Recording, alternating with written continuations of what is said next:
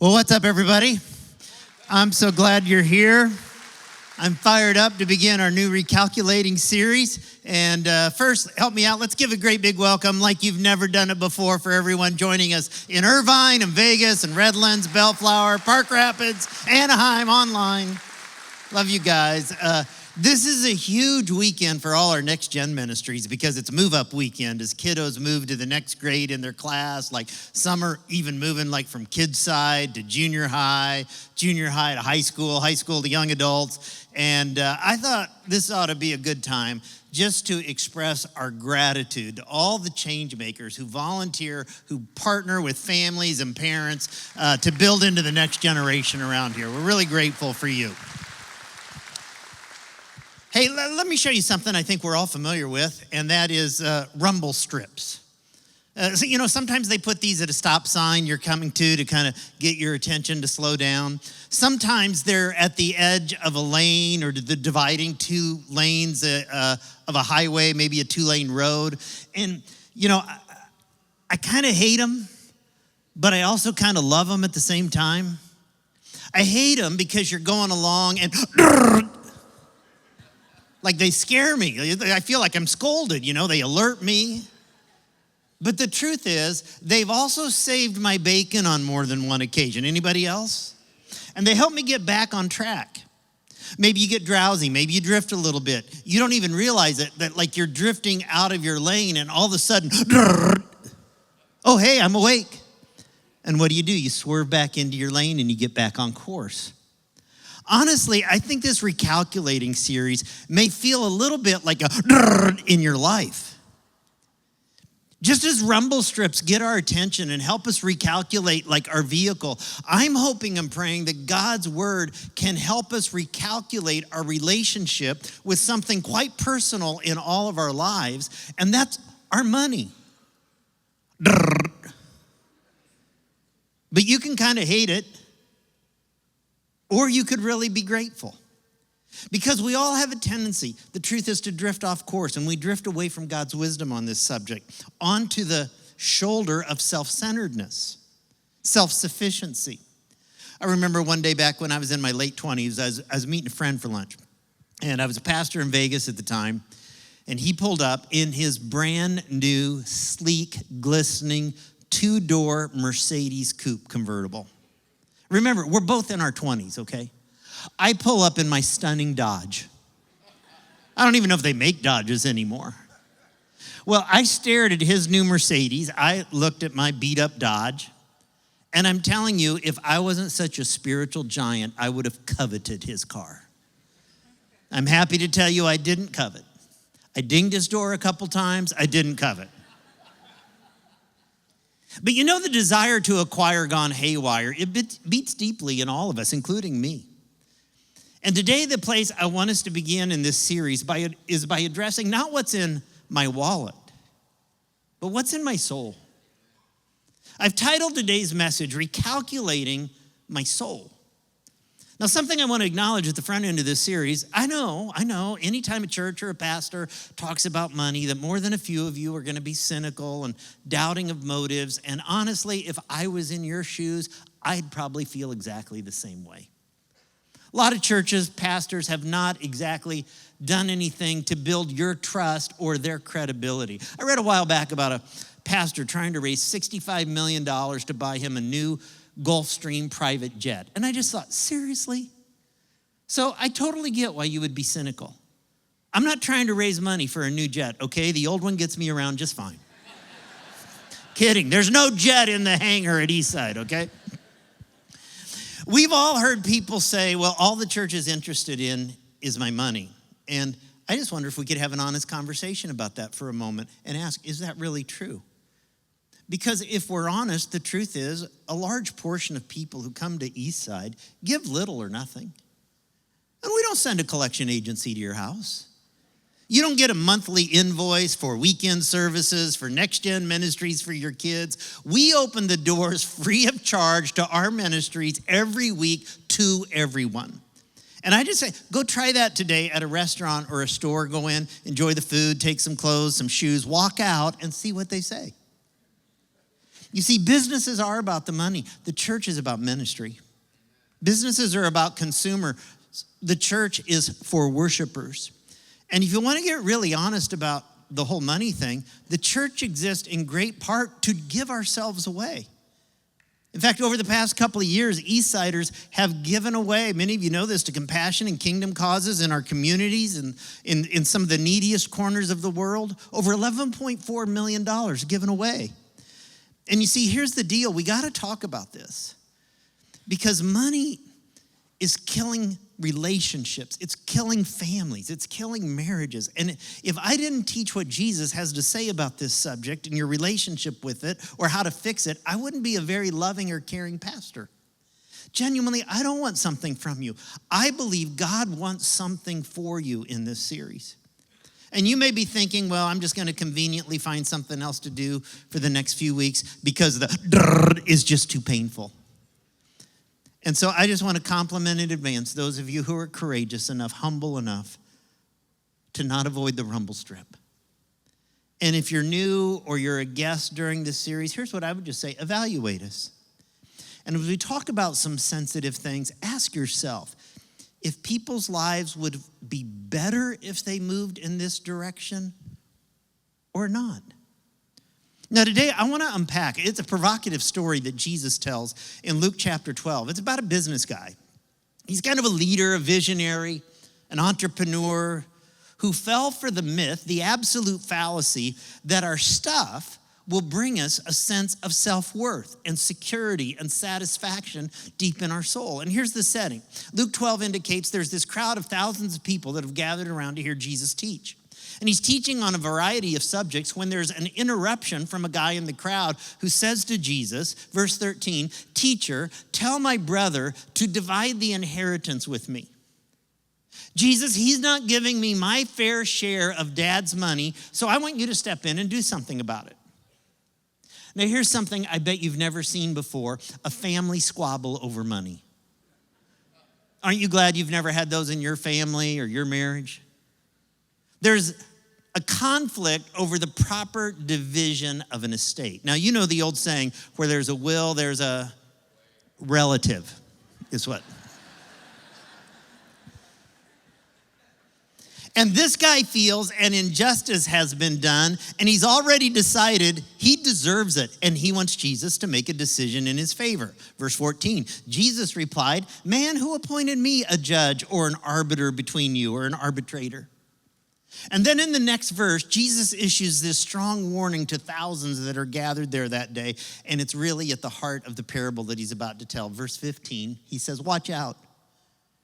Be on your guard against all kinds of greed, because life does not consist in the abundance of your possessions." And you could hear it in the crowd. I mean, just soak on that last phrase for a moment. Life does not consist in the abundance of possessions. Jesus doesn't say possessions are bad. Doesn't say possessions are evil. He just says you're not going to find life in them for your soul. And then to drive that home, he tells this provocative story about kind of a workaholic entrepreneur. We might think of him today as a venture capitalist. Verse 16, "The ground of a certain rich man yielded an abundant harvest. And he thought to himself, what shall I do? I have no place to store my crops." So already we know this guy is quite affluent. He's already hit the big time. And this is not a bad guy. Jesus nowhere criticizes his affluence here. He's gained his wealth honorably. He's worked hard. He's hit the big time. So far, so good.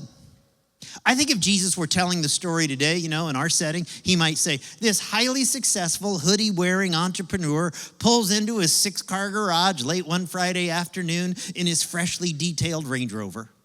He kisses his wife, he heads to his home office, whips out his laptop because he has a lot to think about over the weekend. He looks at his soaring stock prices, he studies his Excel spreadsheets where things are headed, and he can't believe his eyes. He's come a long way since the days of maxing out his credit cards and taking a loan against his house to start his one-man operation in his garage. And now he's had a staggering return. And he's faced with a dilemma. What am I going to do with all that's coming my way? I mean, this thing is still headed up and to the right. And then the lights go on. He says, verse 18, I know, I'll tear down my barns and build bigger ones. And there I will store my surplus grain. Now notice, he doesn't plan to do anything evil with his returns. Maybe he reaches over for some blueprints he's been dreaming about with his design team. He rolls them out on his sleek glass modern desk. He looks at this sprawling new complex that will give him the ability to quadruple his infrastructure and ride a wave of prosperity his grandparents never could have dreamed about when they immigrated to the U.S. with barely a couple dollars in their pocket. And sure, it's going to mean 16-hour days and cutting new deals with suppliers to avoid tariffs and harnessing the latest and the greatest AI applications for his company. But he's looked at the ROI and he's done the cost-benefit analysis and he's gone over all the projections with his senior staff, and he believes he's covered every contingency. And he reasons, when I've gone through this enormous expansion, this effort, and I've hit the jackpot, verse 19, I'll say to myself, you have plenty of grain laid up for many years. Take life easy, eat, drink, and be merry. He's like, finally, I'll have what we all long for. I'll know my self-worth because I'm going to go down in my industry as a legend. I'll have long-term financial security now for me and my family, laid up for many years. And I'll live the rest of my life with the satisfaction that I won't need or want any more. I'll vacation in the best restaurants. I'll eat best resorts. I'll eat at the best restaurants. I'll collect world-class wines in my cellar for many years, and that will be life. Well, he no more than finishes that thought. And he senses an uncomfortable pressure, kind of a squeezing pain in the center of his chest. And his first thought is indigestion, maybe a Malox moment, maybe some bad sushi at lunch today or something. And quickly the pain spreads from his arms up to his shoulders and his neck and even into his jaw. And he feels lightheadedness and he's perspiring and he attempts to stand up, but he can't. He can't speak. He can't move. And he collapses with his head on his desk, right on top of all these future dreams and plans. At about 6:30 that evening, his wife, ready to head out to their favorite restaurant, calls to him in his office, and there's no response. And after the third call, she walks into the office and she sees him. She thinks he's sleeping with his head on the desk, and she says to herself, when will he ever slow down? And when she puts her hand on the back of his shoulder to kind of shake him, there's no response. And a sudden panic overcomes her. His body's still warm, but he's gone. And just like that, everything changes. And the autopsy indicates it's a sudden massive heart attack. And the whole irony is this guy who developed a reputation throughout the financial and business community for covering every possible contingency, every unexpected scenario, had no contingency plan for the most predictable event in life. I mean, it's not like God's kept the future a secret from us. A walk through any cemetery reminds us everyone dies. And while the financial community mourns his loss and celebrates his life, God eulogizes him with a word that never would have crossed the mind of the venture capitalist crowd who admired him, emulated him. Verse 20, God said to him, "You fool, this very night your life will be demanded from you. Then who will get what you have prepared for yourself?" Let me ask you, so what was his fatal flaw? Why did God call him a fool? Was it his affluence? Well, that can't be. Many godly people in Scripture were affluent, like Job, like Abraham, David, Solomon, Barnabas, Lydia, Nicodemus. God used each of them in significant ways. Was it what he proposed to do with his wealth? Preserve it, grow it, tear down his barns, build bigger ones?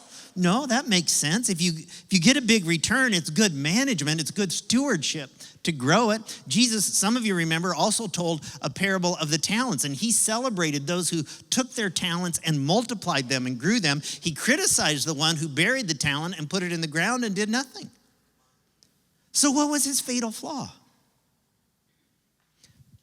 According to Jesus, a fool is someone who lives with no thought of God, with no thought to God's activity in their life and in this world. And maybe the guy had reason that one day, when he's sitting back and taking life easy, and then I'll have time to kind of reflect on my soul. I'll have time to think a little bit more about God someday. But that day never came.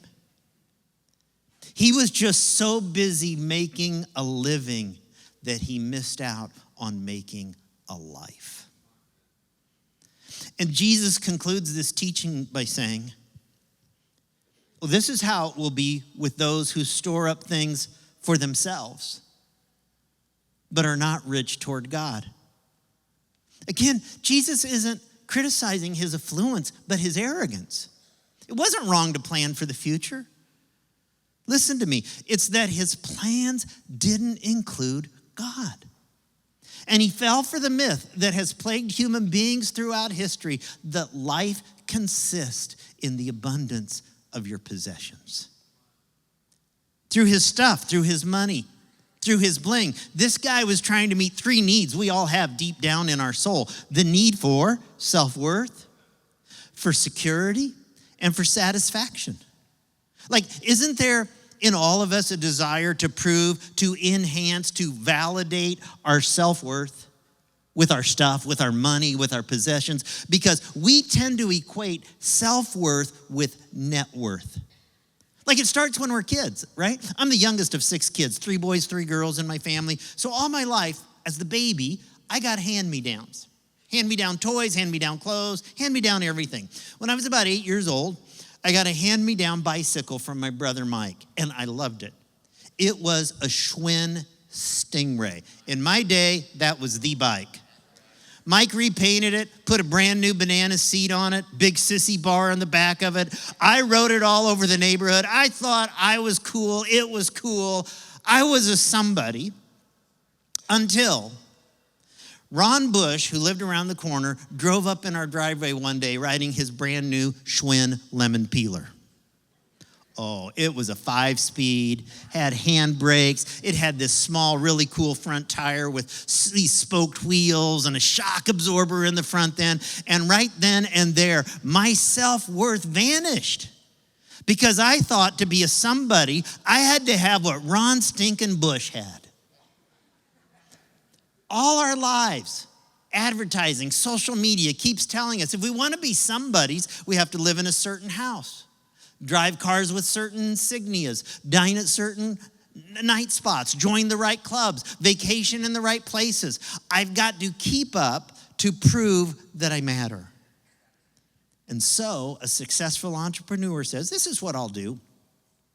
I'll tear down my barns. I'll build bigger ones. And there I will store my surplus grain. I'll say to myself, you have plenty of grain laid up for many years. Does that sound just a little narcissistic to you? Like in 2 verses, this guy refers to himself 8 or 9 times in 2 verses. And so we get in this mad scramble to make more, to have more, so we can prove our self-worth so that people will respect us. Money is a way for us of keeping score of our accomplishments, but it's a very uncertain kind of self-worth because eventually we always run into people who have more. And we wonder if, have I proved my worth enough? You see, some people think God's trying to get the money out of my pocket. But turns out, he's trying to get the idols out of our soul. John Rebutz was chairman of the AT&T Corporation. He had tens of thousands of employees under him. He was wealthy, influential. U.S. presidents would call him for advice like they kind of do today with the titans of Silicon Valley. But he realized how valuable all that was when he began to have serious health problems. And nobody came to visit him in the hospital. Nobody sent a card. Nobody called. He said, quote, "The only one who was there was the one I had largely ignored for 30 years, my wife." He had wealth, he had power, but it still didn't give him a sense of self-worth. How do you find your self-worth? How valuable are you? Listen, you are worth the life, the blood, the death, the resurrection of God the Son, the second person of the Trinity of Almighty God. And if we could get that straight in our hearts, I'm telling you, gang, we could walk away from deals. We could walk away from stores. We could walk away from endless hours of online shopping and say, I don't need to prove my self-worth. I don't need to try to add to my worth by purchasing another symbol to feel significant, because my worth was established once and for all on Good Friday when Jesus Christ went to the cross and bought me with the price of his blood. And that's how valuable I am. Amen? Now, another need we all have, we have the need for security. After the success of his latest initiative, the business guy says in our stories, "Then I will say to myself, you have plenty of grain laid up now for many years. So then I'll have true security." There's a cartoon that pictures a woman. She's bringing flowers to a cemetery. She comes to her husband's tombstone, and it reads something like this: R.J. Harwell, born 1958, gave up smoking 1980, gave up alcohol 1990, gave up red meat 2001, started walking regularly 2006, died anyway 2012. That's the truth for all of us, right? The world says the one who dies with the most toys wins, but the truth is the one who dies with the most toys still dies. And none of it will matter a tiny bit at that moment. None of it. How much security is it going to bring you then? It's interesting to me that this business guy just accumulated and accumulated, but there's no indication that he ever gave anything away. He never thought about how some of his stuff could be used or leveraged to help others find God, to advance causes close to the heart of God in this world, to bring his kingdom on earth as it is in heaven. You see, wealth pays for an illusion. I have security without the need for God. And friends, that's pseudo-security. And if you find security in your stuff, you're going to be on the lookout for anything and anyone or anything that poses a threat to your stuff, because that's your life. And to give some of it away, that's unthinkable, because that's where your security is. I was guest speaking at a church one time in Rockford, Illinois. And in their services, they interviewed a single mom. I'll never forget it. She had a 7-year-old daughter. Her story really inspired me. And she told about how 2 or 3 years earlier, she was unemployed. And with her only income being an unemployment check, she was putting herself through college. She was taking care of her daughter. And then, with all that going on in that season of her life, a friend of hers, a woman in the church, challenged her to honor God, to meet the needs of others by giving the first portion of her income away, or the tithe, or the 10% to God's work, and trusting him to provide for her needs. Well, that was scary for her, as understandably, because she had so little to give her a sense of security. And so she said, but with fear and trembling, I just decided to trust God, to put him to the test, and to give 10% of my income away. She said that first weekend, she said it was a check for $33. I remember her telling the story. That was where her generosity journey began. Now it's 2 or 3 years later, she's telling the story, and God had just remarkably provided for her needs as she continued to trust him with her generosity. She'd finished college. She got a good job. She'd bought a little house. And then the week she was scheduled to tell this story at church, her water heater went out and her car broke down. And she didn't know how she was going to cover those expenses at once. And she wondered, God, how are you going to provide? Well, there were some mechanics in her church who helped her with her car repair. And in the mail that week, she got 2 unexpected checks. One for $220 from a hospital bill she had overpaid 2 years earlier.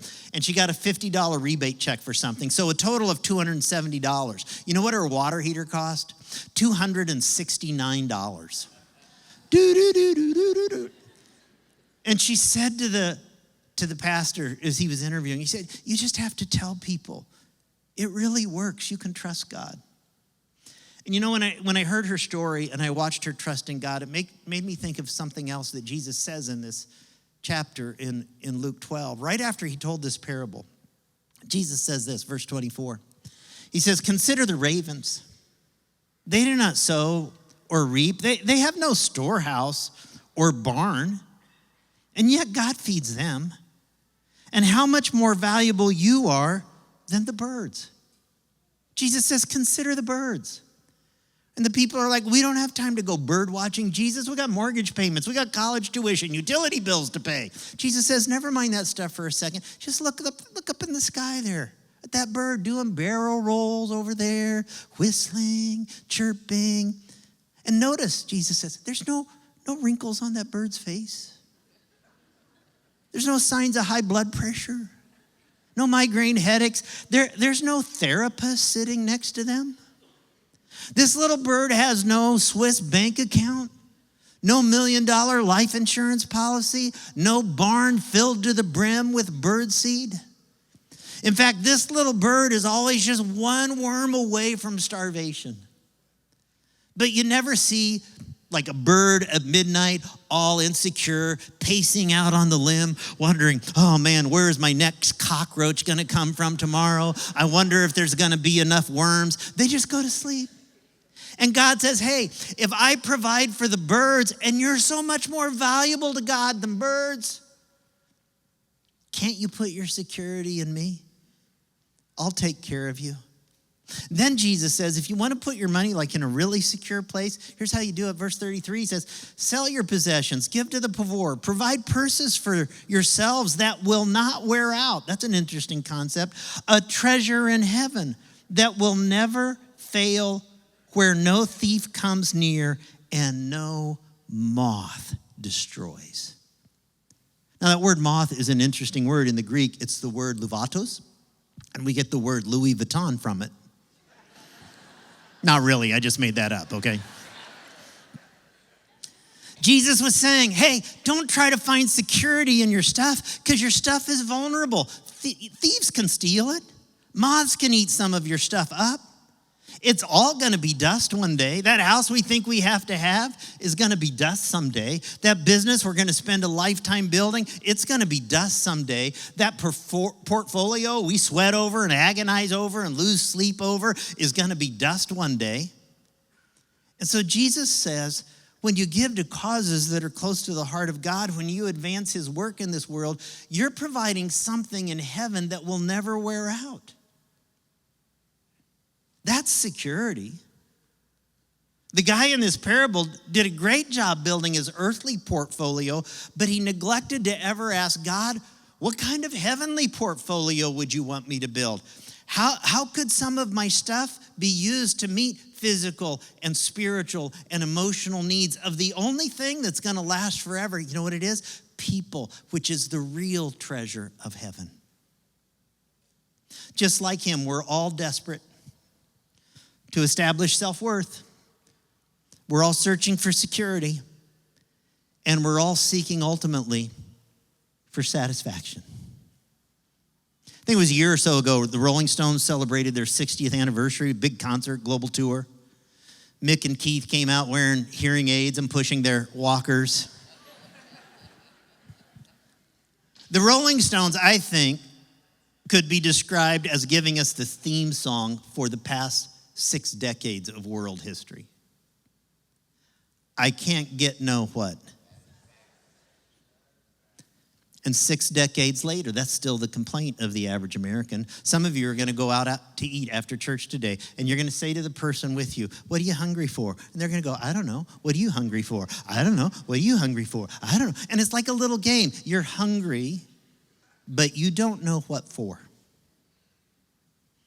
The business guy in our story lived with the illusion that he was headed toward a day when things would finally slow down, and with a sense of self-worth and with a sense of financial security, he would have ultimate satisfaction and could take life easy, eat, drink, and be merry. But the reality is his money, his stuff in his barns, it would never satisfy him. I mean, you can do it. Just look around the world at the extremely affluent. You know them. And see if they're really more satisfied in life, more satisfied in marriages, more satisfied in their families, more satisfied deep in their souls. Friends, everything you're dreaming of, everything you're working toward right now can change just like that in life. A CEO goes out for a jog, feels a sudden pain in his chest, and just like that, everything changes. Teenagers are driving in a car on a Friday night. Somebody misses a stoplight, and just like that, everything changes. The doctor says to you as you lay in a hospital bed, "It's malignant. There's nothing more that we can do." And just like that, everything changes. I'll never forget the Saturday morning a number of years ago. I woke up and learned that another tragedy had befallen the Kennedy family. John F. Kennedy Jr. and his wife and sister-in-law had disappeared in a small plane near Martha's Vineyard. And it kind of struck me personally, I think probably a bit, because John and I were the same age. I kind of felt like I'd grown up with him. And after the wreckage and the bodies were found, the federal investigators of the NTSB found there was absolutely no mechanical problems with the aircraft. Do you know what they think happened? It's believed that most likely the cause of the crash was that in the midst of weather and storms that night, that JFK Jr. experienced what's called spatial disorientation. And it's a confusion in the brain where you think you know where you are, but you don't. And the expert's best guess is he thought he was right side up and climbing when actually he was upside down and flew right into the sea. Friends, Jesus gave this teaching that we've looked at today to help people like you and me who are flying so fast through life. We're not even aware when it comes to our money and to our stuff and our possessions that we're flying upside down. And he's trying to give us a to get our attention. And I've been praying that God would use each of the weeks in this series to help you and me recalculate our attitudes, our habits, our perspectives, and our stuff, and especially our soul, because life does not consist in the abundance of possessions. And sometimes we just need a little time and we need a little space to get our hearts and to get our soul recalculated. Now, there's 2 opportunities I'm going to give you to help with this stuff. One is a very practical one that's coming in a few weeks. The other is quite personal and a spiritual one that I'm going to give you in a few moments. First, I know for some of you today, like this message, it's been a moment in your life. And you're thinking, I don't just need recalculating in my soul, but I need a whole lot of practical help in just recalculating my budget and financial management. And I want you to know in less than 3 weeks, we are kicking off Dave Ramsey's Financial Peace University on every campus. And just to be clear, this is a course, it's not about giving, it's about managing what God has put in your hands and finding financial peace. And for 9 weeks, Dave Ramsey, who is going to teach us, he's the single best teacher I've ever heard on emergency funds, saving, investing, debt, real estate, retirement planning. He is so good, and this is so needed. Literally, we've had thousands of Eastsiders take this course, and it's been transformational to their financial lives and to the futures. We're offering out every campus beginning either June 19th or 20th, that's a Thursday, or a Friday night, depending on your campus. It's going to be on Friday night here in Anaheim. Childcare will be provided.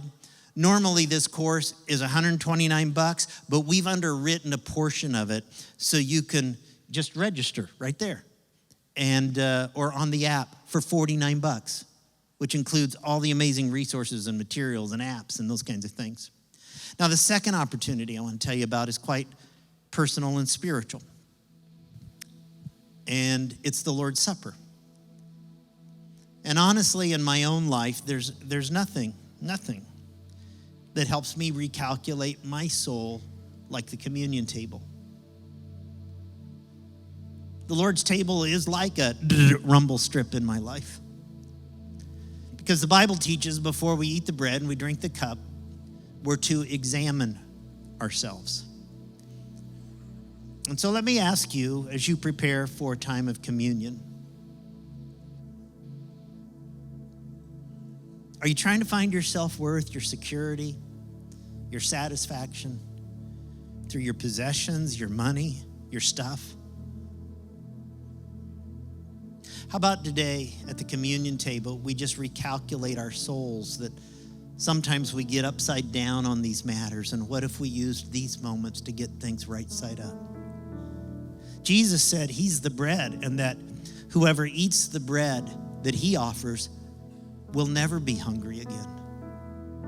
He said if we believe in him, we will never be thirsty, never.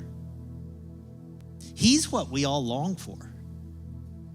He's the source of our self-worth, the source of our security and satisfaction that no amount of money, no purchase, no thing can ever bring.